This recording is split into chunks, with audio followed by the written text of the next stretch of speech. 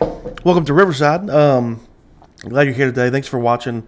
Go ahead, real quick, before you do anything else, if you could share this with somebody who you think might need to hear it, or like it, or comment on it, or whatever, that actually goes a long way. I know they say that, but like as far as the algorithm goes, it actually goes a long way. Today's message actually was inspired by a conversation I had with our intern. He's a great guy. I love our intern. Um, we're good friends. We talk a lot, but we had a conversation today, and it just kind of like sparked a whole bunch of stuff that I just needed to say, needed to get off my chest. And so that's what today is. It's an amalgamation of a bunch of thoughts that were inspired between a conversation between me and our intern. And I hope you enjoy. Here goes.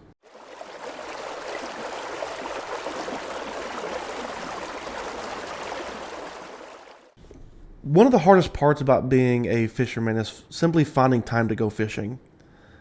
And one of my goals someday is to be a fishing guide, where my entire day is spent on the water, catching big fish, putting my clients on the big fish. Like, that sounds like such a fun time.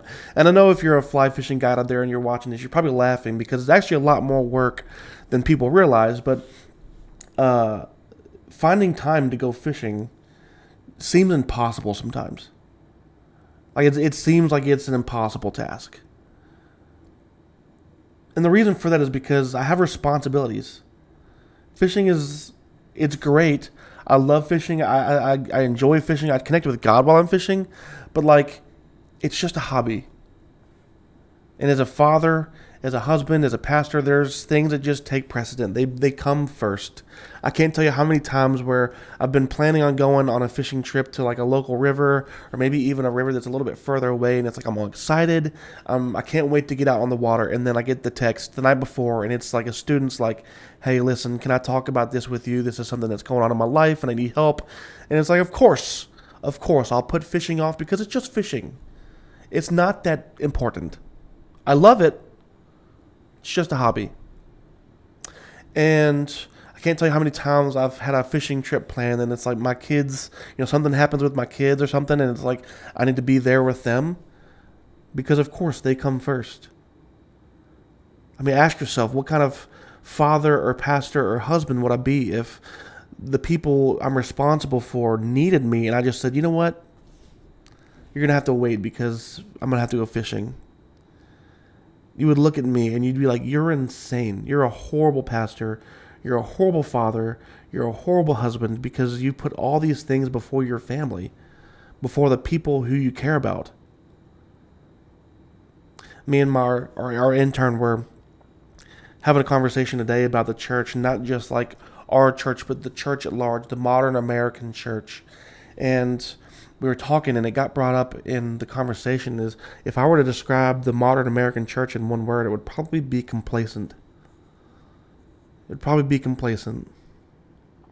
Before I was a pastor, I was a cop, and during training, one of the things they tell you consistently, they like drill it in your head, is like complacency kills. If you get complacent and fail to watch somebody's hands, it could end in your death. If you get complacent and aren't paying attention in any certain situation, it could end in somebody dying. But that same thing applies to our faith. Complacency kills.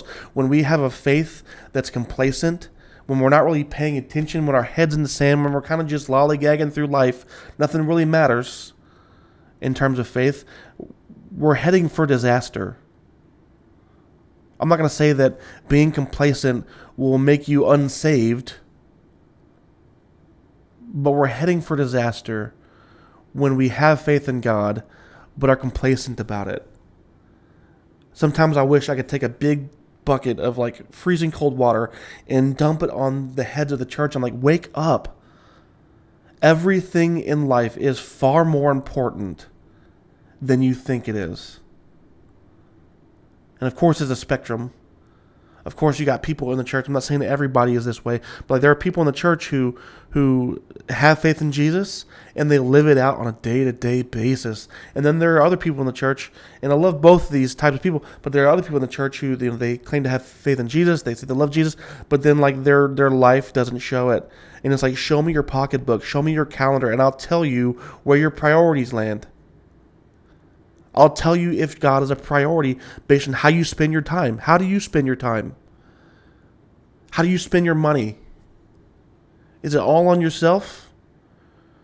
Or are other people involved in it too? Are you living your life for yourself, or are you living your life for God?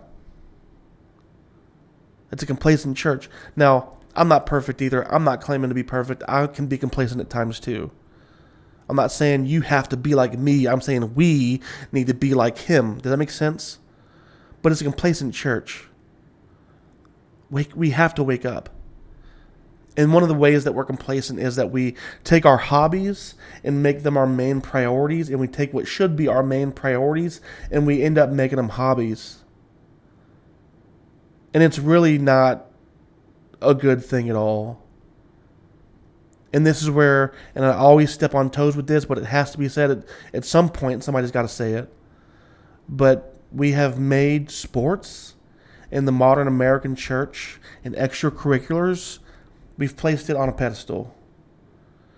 We've placed it as our number one priority, and we've taken what should be our number one priority, our faith, and we've said, yeah, well, it just doesn't matter that much. I hate to break it to you. Your kid's not going pro in basketball. Your kid's not going to be a professional football player. Probably won't even go to college for it. And even if they do go to college for it, there's going to come a day when like they take their jersey and they hang it up for the last time, and they're going to realize that life is a lot more important than life is a lot more than sports. I spent all this time and energy and effort, and as parents, we spend all this time and energy and effort making sure our kids are star athletes when their faith is crumbling. That's a problem. That's a problem. We take what should be hobbies and make them the priority, and then we take what should be a priority in our lives and we make them hobbies. We take faith in church and all that stuff, and we say, well, we'll fit it in as best we can. We treat it like a hobby. Think about fishing. It's like with fishing, it's like I'll do my best to find time to go fishing. It's like if I have time on a Saturday when maybe the kids are at the grandparents' house, I might go fishing in the morning. Or maybe I have a little bit of time here at the end of the day between work and picking up my kids. Maybe I'll go fishing for an hour or so. We treat our faith like that. To where it's like, well, I have a little bit of time reserved on Sundays. We kind of block it off for that. I'm going to go do my faith stuff, my little faith hobby on Sunday, and on Wednesday nights I have a little bit of time, and I'll do those things, but when it comes to after that, it's just a hobby. I'm not going to take it too seriously. It's a real problem. Your faith isn't a hobby. It should be what we center our entire lives around. And don't put words into my mouth. I'm not against sports. I'm not against extracurriculars. I'm not against any of it. But with everything, it's only good as long as it's within the parameters that God designed it for. It's only good as long as it's within the parameters that God designed it for. Think about sex. Think about money. Think about food. All those things, there's nothing wrong with any of those things. They're great things as long as they're within the parameters that God designed them for. Sex is awesome between a husband and a wife. God loves that. But when it's outside of that, not only does he hate it, but it can ruin your life. And it can ruin your marriage. Same with food, same with money, same with hobbies. Same with hobbies. The hobbies are awesome. They're great. I have a lot of hobbies. But when they become the priority, when they grow outside of the parameters that God designed them for, it becomes a curse. There's a passage in Romans 12, 1 through 2. A lot of you probably know it by heart. It was one of those memory verses that we learned as a kid. As a matter of fact, the memory verse cards that I sell actually have this verse as one of the memory verses, but like it's one of those verses that's very often quoted. We're going to read it real quick. It says, therefore, brothers and sisters, in view of the mercies of God, I urge you to present your bodies as a living sacrifice, holy and pleasing to God. This is your true worship. Do not be conformed to this age, but be transformed by the renewing of your mind, so that you may discern what is the good, pleasing, and perfect will of God. I love this passage. A lot of you are like, that sounds different. It's because it's CSB, but it's, whatever. Same thing. I urge you to present your bodies as a living sacrifice, holy and pleasing to God. What does that mean? What does it mean to be a living sacrifice? The way I always explain it to our students is this. Being a living sacrifice means that every single decision that we make now belongs to Christ.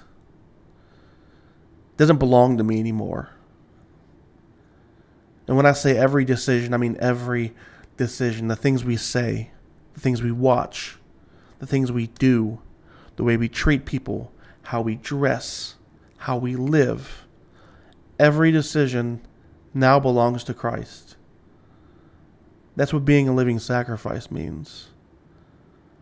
We don't get to live for ourselves anymore when we follow Jesus. Every decision now lands at the feet of Jesus. What does Jesus want me to do? How does Jesus want me to live? What does Jesus want me to watch? What does Jesus want me to say? Where does Jesus want me to go? It all lands at his feet. That's what being a living sacrifice means. All the decisions that we make now belong to him. We sacrifice ourselves for what he wants for us. It's a difficult thing. It's a thing that nobody gets perfect. But it's what he calls us to. Present your bodies as a living sacrifice. And then the question gets brought up, why? I mean, that's a big commitment. Think about the commitment that is. Every single decision that we make now belongs to Jesus. That's a big commitment.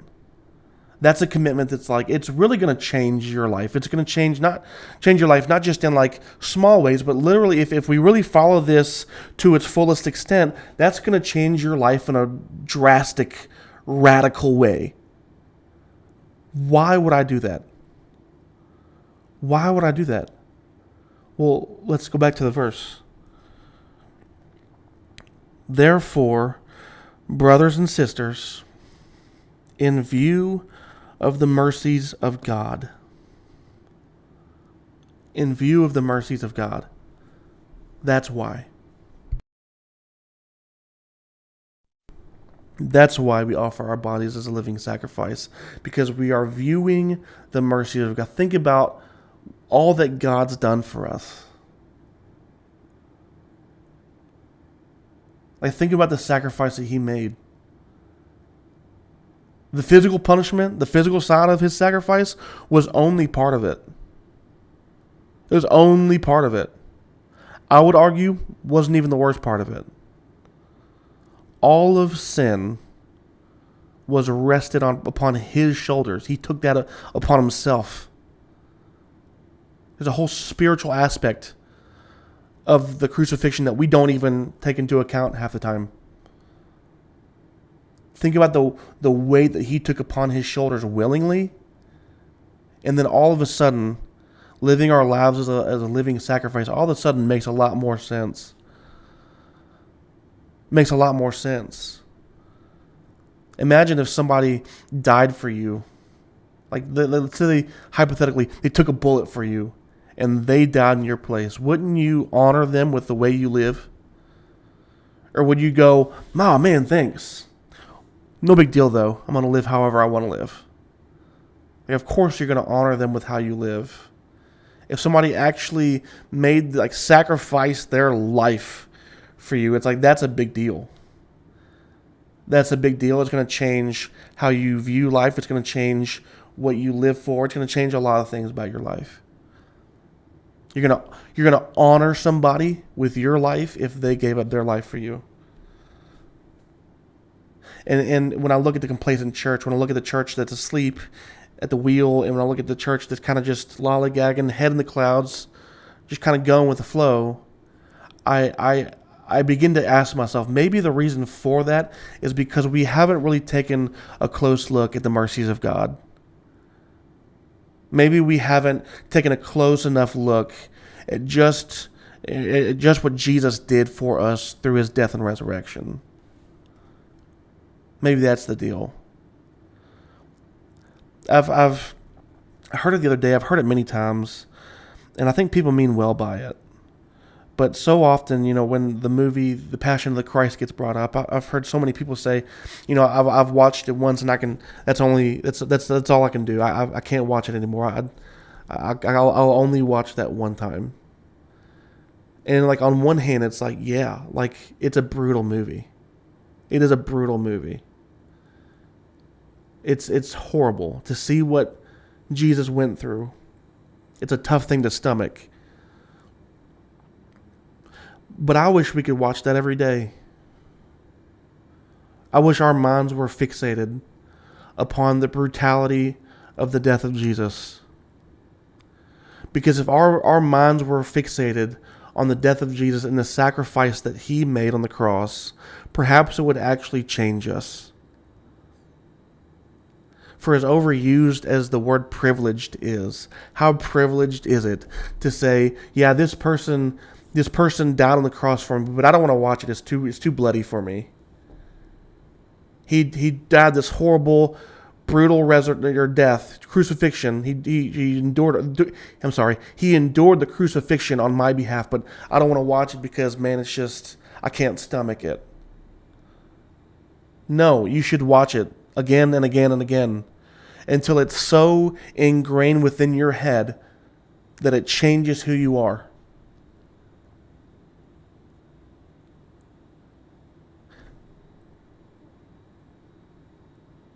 We don't place, let me say this, perhaps we don't place enough of a priority on our faith because we haven't truly gazed at the sacrifice that Jesus made on the cross. When you truly understand the weight of it and the brutality of it and the sacrifice that was made, it changes you. There's no way around it. So while I understand the brutality of his death, while I understand how pain, like I get all that, but man, I wish that we could watch it every day. I want my life to be in light or in view of this sacrifice that God made. I want the sacrifice that Jesus made on the cross to change everything about my life. If that means watching the brutality of it every single day, then so be it. But I'll be damned if I sit here and watch the brutality of what Jesus faced on the cross and then not change how I live.